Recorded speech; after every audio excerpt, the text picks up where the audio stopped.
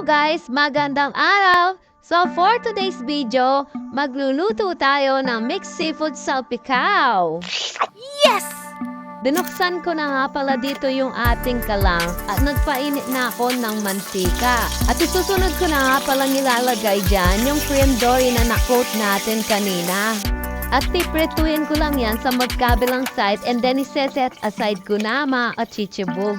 And then i-start ko na kung paano maggigisa ng ating seafood salpicao. Nagpainit lang ako ng mantika sa ating pan at nilagay ko na yung ating dairy cream at sinunod ko na yung ginger. At sinunod ko na rin nilagay dyan yung ating onion and garlic.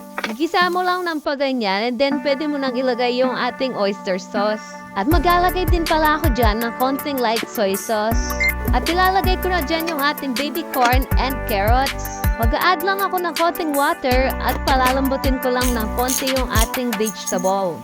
At naglagay na rin pala ako ng konting black pepper. At sinunod ko na nilagay dyan yung mussel. Tatakpan ko muna yan para maluto ng sulib. No ko niya manakin, nesoy. At eto na nga guys, isusunod ko na nilagay dyan yung natitirang vegetable. After nyan guys, pwede na rin nilagay yung shrimp. At takpan muna yan at hintayin natin mag-orange yung shrimp natin at pwede na rin isunod yung squid. Kapag ka kumukulo-kulo na yan guys, pwede mo na rin isunod nilagay yung ating fish fillet. Yung napirito nating cream dory kanina. And the last for the list, yung ating red bell pepper. Wow! At eto nga pala yung pang-finale natin, yung magbibigay dayupot sa ating sauce. Yung cornstarch na minix ko lang sa tubig, mga kachichibog. At i-mix-mix ko na lang yan, mga kachichibog, para yung lasa manot sa ating seafood. At eto na nga yung pinakaayaw ko, yung mapapa-exercise na naman ako nito, nuko. Yung sauce pa lang, ang bango na, nuko.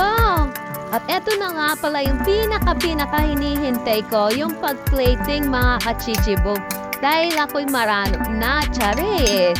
So, hindi na ako magpapatumpik-tumpik pa. Kain na tayo mga kachichi.